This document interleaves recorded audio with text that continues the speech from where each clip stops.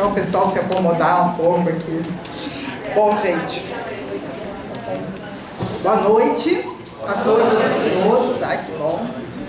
Pessoal com disposição, com garra.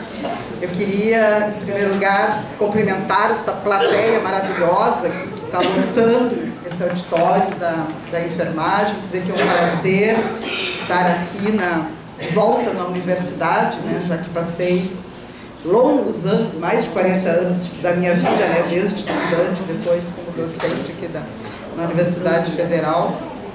E é muito prazeroso a gente ver tanta gente interessada no tema que a gente vai estar discutindo hoje. Quero cumprimentar meus companheiros de mesa e agradecer o convite, que muito me honrou, né, como uma representante, né, uma das pessoas que vivenciou aquela época, né, a época da reforma sanitária.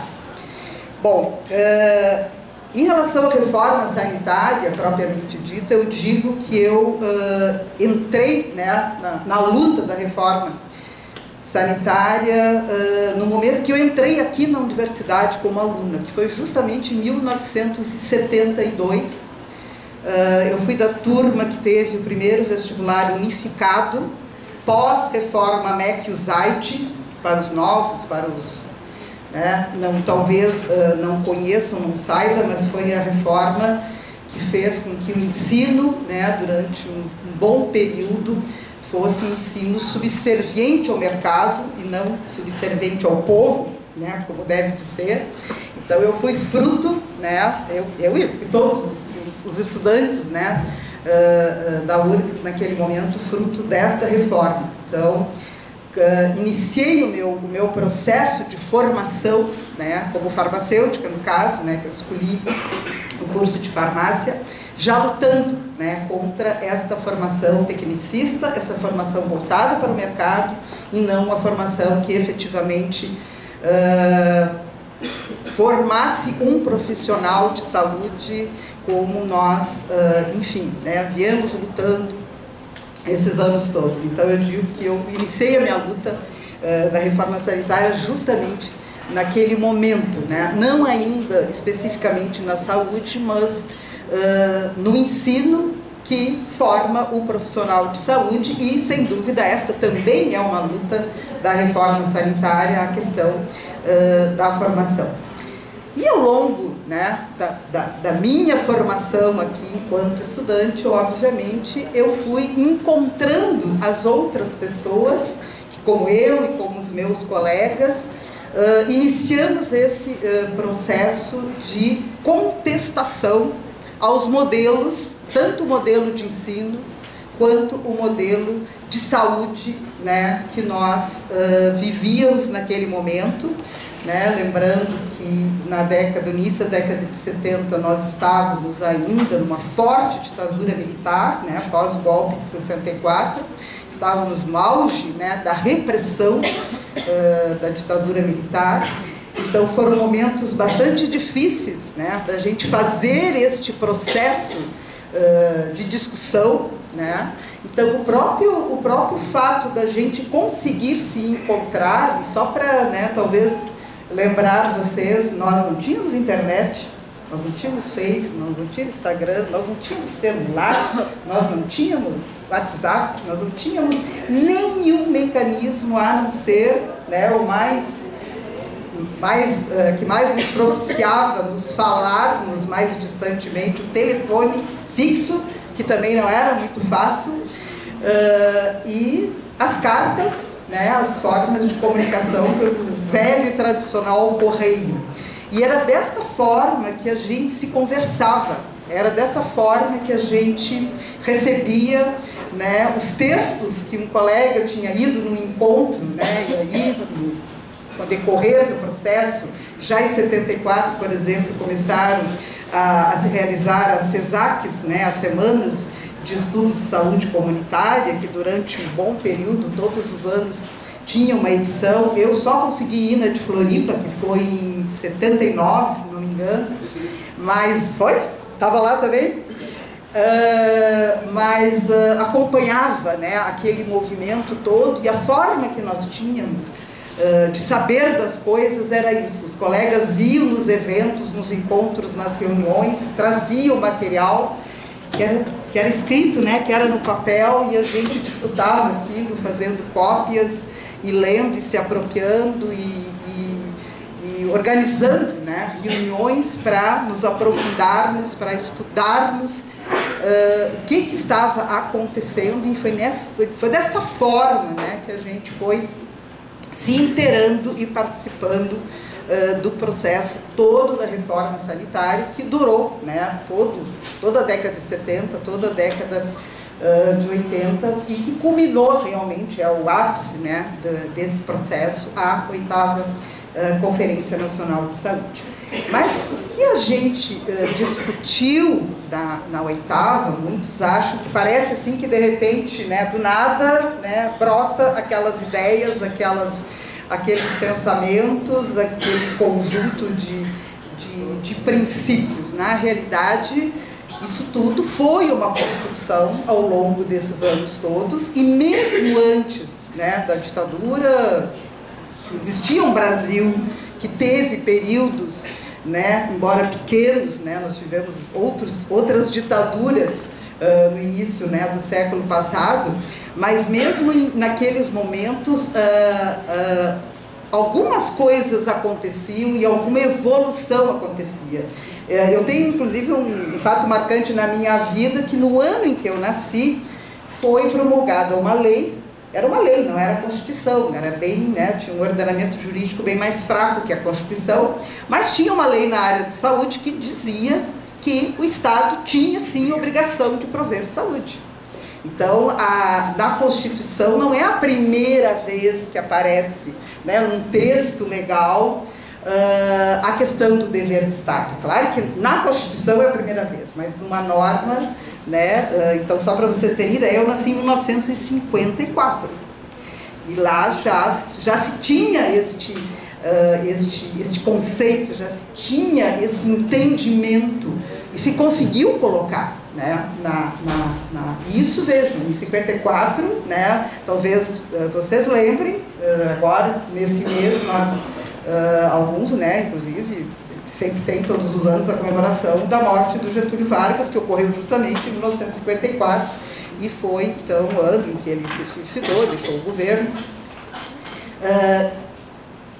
Então, é significativo, né, essas coisas que ocorreram mesmo antes, né, de nós existirmos, de nós estarmos aqui, de nós, enfim, estarmos na luta. Mas, voltando, né, para o nosso tempo, né, da reforma sanitária, como eu dizia, as situações, as questões eram bem difíceis da gente discutir de uma forma aberta, digamos assim, né? Eu lembro que durante a minha passagem, né, pelo curso de farmácia, nós fizemos, por exemplo, em 74, nós fizemos a primeira semana acadêmica de estudos farmacêuticos, que se alguém olhar o programa, vai ver que, na realidade, parecia, assim, atividades puramente técnicas, né, na área da farmácia. Mas, com certeza, durante o processo da semana acadêmica, nós também discutimos outras questões. Era a forma que a gente tinha, muitas vezes, né, de conseguir fazer a discussão, sem alardear que ela ia ser feita, né, a boca pequena, como a gente diz, a gente ia avisando, né, as pessoas para se chegarem que nós íamos, né, fazer uma discussão que não era aquela que estava, digamos assim, no roteiro das atividades. E desta forma a gente foi, né, progredindo. Claro que com o passar dos tempos, com o processo de abertura democrática, as coisas foram mais possíveis, né, de acontecer. E, obviamente, que paralelo a tudo isso, né, nós não lutávamos apenas pela questão da saúde, né? Como eu disse lá no início, a gente lutava pela questão da educação, na sequência, né, a questão da saúde, mas tinha uma outra grande luta que até, né, o pessoal fez justamente a abertura mostrando o que foi esse movimento. Esse foi um grande movimento contra a ditadura militar e em defesa da democracia. Por quê? Porque todos nós entendíamos que num regime democrático, ao contrário, num regime ditatorial, onde não houvesse democracia, nós dificilmente poderíamos conquistar algum avanço. Era necessário, sim, fazer a luta específica da saúde, mas era necessário também fazer a luta pelas liberdades democráticas para que a gente realmente, num processo democrático, conquistar esses avanços, né, que nós conseguimos conquistar a partir da 8ª Conferência, com a Constituição do SUS, enfim. Mas antes mesmo de chegarmos à 8ª Conferência, eu, dando uma olhada em algumas publicações, né, antigas, lembrei, eu participei, inclusive, da organização de um seminário nacional que nós fizemos para fazer o programa de governo do Tancredo Neves, que foi período justamente da transição, né? O Tancredo Neves foi ainda um presidente eleito por um colégio eleitoral, porque nós perdemos naquele processo das diretas já, que foi também um ápice, né, da nossa luta pela democratização do país, o movimento das diretas já, que reuniu, né, até aquele momento o maior contingente, né, de população nas ruas, né, lutando pela democracia. O Tancredo, então, foi eleito ainda no processo de colégio eleitoral, mas foi eleito, infelizmente todos sabemos, né, não conseguiu tomar posse, o seu vice, Sarney, que tomou posse, e que inclusive estava presente na 8ª Conferência como presidente da República, né, em exercício. Mas aquele processo, né, de construção do programa do Tancredo Neves, eu resgatei isso, e que eu já nem lembrava mais. E o que nós defendemos, então, em 84, 2 anos antes da 8ª Conferência? Um sistema, na época a gente ainda chamava unificado e não único, de saúde, a universalização da cobertura, um financiamento adequado com os percentuais mínimos para cada ente, né, cada esfera de governo, a descentralização, não apenas a municipalização, mas a regionalização, que é uma grande luta que a gente hoje está empreendendo novamente, a questão da formação, né, do pessoal como equipe multidisciplinar, com a integração docente assistencial, com a formação não para um complexo hospitalar, industrial, dos serviços privados, mas sim para os serviços, o serviço público de saúde. A participação, discutíamos, né, a necessária enfrentamento da participação do capital estrangeiro, das multinacionais, na questão dos medicamentos, na questão também dos equipamentos, tanto de diagnóstico quanto de tratamento, e a participação popular, né, a participação social, a necessidade da população tomar para si, né, o direito de pensar que saúde ele quer, né. Então, essas questões todas estavam lá no programa, né, que nós propusemos. Muitas dessas coisas conseguiram avançar. A própria realização da 8ª Conferência foi fruto deste processo todo, né, de mobilização e de abertura democrática que possibilitou, né, que nós reuníssemos lá em 86 mais de 5.000 pessoas, assim como conseguimos reunir agora, né, em 2019, na 16ª, também, né, um contingente significativo da população, mas proporcionalmente, né, proporcionalmente à população que tínhamos na época, a 8ª Conferência foi maior, né, teve mais representação popular que a própria 16ª. E agora, durante a 16ª, tinha um pessoal, jornalistas da Fiocruz, que estavam entrevistando as pessoas que estavam lá e que tinham participado da 8ª. Né? E entre várias perguntas, né, que a jornalista fez, ela fez uma pergunta que, qual seria, assim, como é que eu via, assim, a grande diferença entre a 8ª e a 16ª? Até então, a gente estava muito trabalhando na questão das semelhanças, né? Tanto é que a 16ª foi considerada uma revisita à 8ª, os temas que a 16ª discutiu foram praticamente os mesmos temas que a oitava discutiu, vendo pela necessidade justamente, né, de fazer essa reconstrução, principalmente no momento em que nós estamos vivendo. E aí eu pensei, nós estamos olhando as semelhanças, né, e qual é a grande diferença. E aí assim me ocorreu que a grande diferença é que naquele momento lá, na oitava conferência, nós estávamos num processo esperançoso, né? Num processo em que nós vislumbrávamos avanços, conquistas, ganhos, porque era isso, nós vínhamos de um processo, de um sistema que nós, né, um sistema de saúde que nós não concordávamos, né, um sistema, né, com características, né, hospitalocêntricas, médico-centrado, né, centrado na questão privada, o atendimento restrito só aos trabalhadores, né, que tinham carteira assinada, ou seja, não universal, enfim. E tudo o que nós poderíamos conquistar naquele momento, sem dúvida, era um avanço, né? Dificilmente, a expectativa que nós tínhamos é que dificilmente a gente poderia sair daquela conferência com menos do que nós entramos. E a expectativa era de sair com muito mais do que nós entramos. E realmente foi o que aconteceu. Nós saímos de lá com, né, com a aprovação da conferência e depois com a Constituição, incorporando boa parte, para não dizer praticamente tudo que se discutiu ali, que se aprovou, como uma grande conquista. Então, realmente aquele era o momento da esperança, do avanço, da conquista e dos ganhos. E aí eu disse para ela, bom, nós estamos agora na 16ª, num processo em que nós poderemos ter o contrário, né? Nós estamos já no processo de retrocesso, nós estamos no processo de perda. Nós já tivemos perda e estamos no processo que, se não nos mobilizarmos, se não resistirmos, nós corremos o risco, né? Naturalmente que não perder tudo o que conquistamos, porque acho que isso seria algo assim, né, quase que impossível, né? Que eles consigam nos tirar tudo o que nós conquistamos a partir, né, do processo da oitava. Mas não duvidemos, né?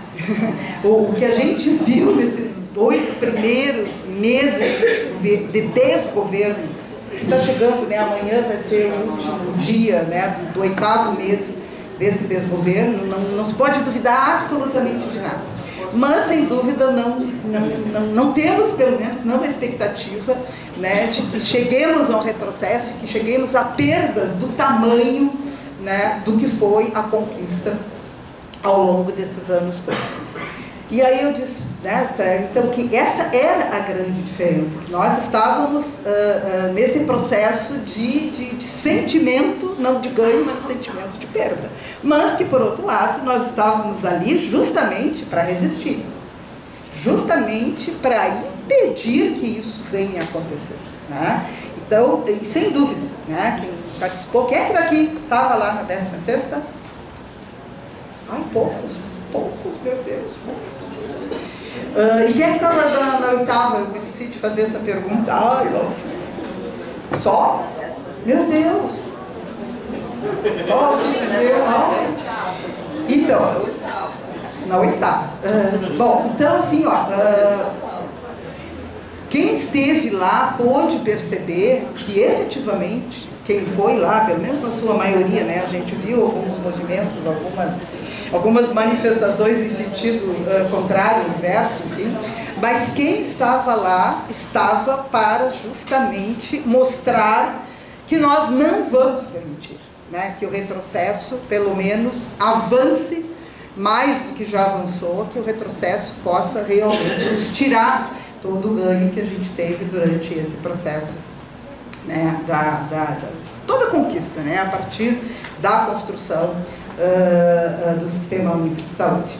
E o que nós estamos vivendo hoje, né, para além dessa questão da saúde, porque estamos vivendo este processo de retrocesso, porque estamos vivendo toda a questão do corte, né, de financiamento, enfim, né, toda o arroz em cima da questão da saúde, mas não é só isso que nós estamos vivendo. Nós estamos vivendo, paralelamente, de uma forma inversa, um processo de perda dos direitos democráticos, né? Então, naquele processo a gente vinha construindo, né, e conseguimos sair da ditadura e conquistar a democracia, e hoje a gente está vivendo o processo inverso, com possibilidade, sim, de perda dos nossos direitos democráticos. Nós estamos vivenciando aí, hoje eu soube, eu não consegui pegar em qual universidade que hoje tinha, de novo, né, os olheiros para fazer a tentativa, né, de intimidação, né, das pessoas que estão reunidas agora nas universidades todas, né, reunidos para a discussão do Futuris, né, e nós estamos passando por um período que nós passamos, nós vivenciamos isso, nós sabíamos, a sorte é que a gente, naquele momento, talvez, nós conseguimos identificar, né, quando nós estávamos reunidos para discutir as questões de uma maneira, né, sempre cuidadosa, por conta do momento que vivíamos, a gente estava também sempre com aquele cuidado, né, de quem é que estava ali, o que poderia estar fazendo. E nós estamos de novo tendo que nos cuidar, embora eu acho que agora a gente não tenha talvez aquele receio do que poderia acontecer, porque naquela época o que poderia acontecer é que a gente poderia sair dali e não voltar mais, a gente poderia sair dali, né, e ser ou morto, ou preso, ou, né, enfim, e não saberem mais, né, do nosso paradeiro, do nosso destino. Espero que agora, nesse momento, pelo menos, essa não seja a situação, mas nós estamos, sim, sujeitos a sofrermos, né, algum tipo de represália, mas, sem dúvida, uma coisa que a gente não pode permitir e não podemos nos acovardar de maneira nenhuma frente, né, a essa tentativa de nos impedir. E aí, gente, vou tentar responder a pergunta, não sei como é que está o meu tempo. Eles falaram de avisar e não sei se avisaram. Não sei quanto tempo já passou. Tranquilo, ele que esqueceu de avisar. Olha, acho que já passou mais de 10 que ele ficou, não, mas tudo bem.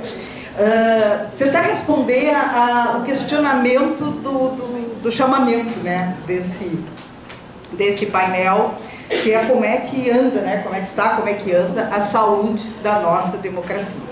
Eu acho que por tudo que a gente viveu, né, após o golpe, que tirou uma presidente eleita, né, e que colocou no seu lugar, desta vez, um vice, mas para fazer o que fez, porque nós tivemos vices que foram importantes, né.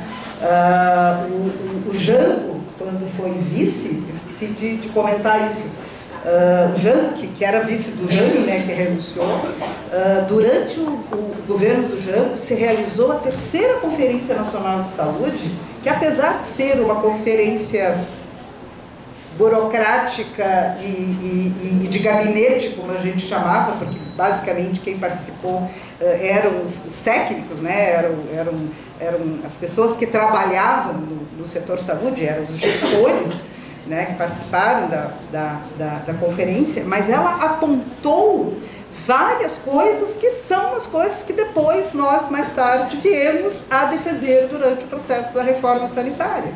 Então, a gente teve períodos, né? Então, foi um vice que, enfim, né, deu uma contribuição. O outro vice, o Sarney, né, que herdou com a morte do Tancredo, que também ganhou mal, né? Foi durante o governo dele que nós realizamos a 8ª, que nós realizamos a Constituinte, que nós, né, conquistamos e construímos o Sistema Único de Saúde. Infelizmente não foi o que aconteceu, né, com esse último, né, vice que nós tivemos, que começou ali o desmonte, e começou ali, né, os problemas, não só de desmonte do processo da saúde, como do processo democrático. E esses 8 meses em que nós estamos vivendo, né, esse que eu chamo de desgoverno, e não consigo nem dizer o nome da pessoa, realmente nós estamos num processo que temos que, mais do que nunca, né, fazer a resistência, porque realmente a nossa democracia, a partir do último golpe, está, sim, adoecida. Como eu não sou uma profissional de saúde que faz o diagnóstico, eu não me atrevo a fazer o diagnóstico preciso de qual a doença que a nossa democracia, quem sabe os meus companheiros de mesa dão conta, de dizer qual a doença que a nossa democracia está passando, qual é o grau, qual é a gravidade dessa doença, se ela está na UTI, se está numa situação ainda mais tranquila. Mas como farmacêutica, eu me atrevo a dar um remédio, ou a propor um remédio para curar a nossa doente democracia. E quando eu uso o termo remédio, porque se tem alguns farmacêuticos aqui presentes vão me dizer que eu estou usando o termo equivocado, que para farmacêutico é medicamento, mas eu estou falando remédio no sentido amplo da palavra mesmo, remédio, que pode ser um medicamento, pode ser uma terapia medicamentosa, mas pode ser qualquer outra terapia não medicamentosa, que aliás eu sou uma das que defende, as pessoas acham que o farmacêutico defende sempre o uso do remédio, porque ele está ganhando com isso. Na realidade, quem está no sistema público não ganha com isso, quem ganha ou perde é o usuário do medicamento. Então, eu inclusive faço parte de um comitê nacional pela promoção do uso racional de medicamentos e, portanto, só defendo a utilização do medicamento quando necessário e, obviamente, a favor de todas as terapias não medicamentosas, sempre que elas forem as mais indicadas. Então, o meu remédio, que pode ser qualquer terapia, é simplesmente uma coisa que nós todos, nós aqui que estamos nesse processo de resistência, que defendemos o SUS e que defendemos a democracia, necessitamos nesse momento. E esse remédio se chama unidade. Esse é o único remédio que vai nos tirar da situação que nós estamos, que vai nos permitir resistir, que vai nos permitir avançar, para além de resistir e não permitir o retrocesso, avançar. É a unidade de todos nós, de todas as forças, de todas as pessoas que realmente têm esse entendimento e defendem a democracia, que defende isso. Então é essa terapia que eu deixo aqui como final, a unidade do povo, a unidade na luta para que nós consigamos vencer e sermos mais uma vez vitoriosos como fomos na 8ª Conferência Nacional de Saúde. Obrigado a todos.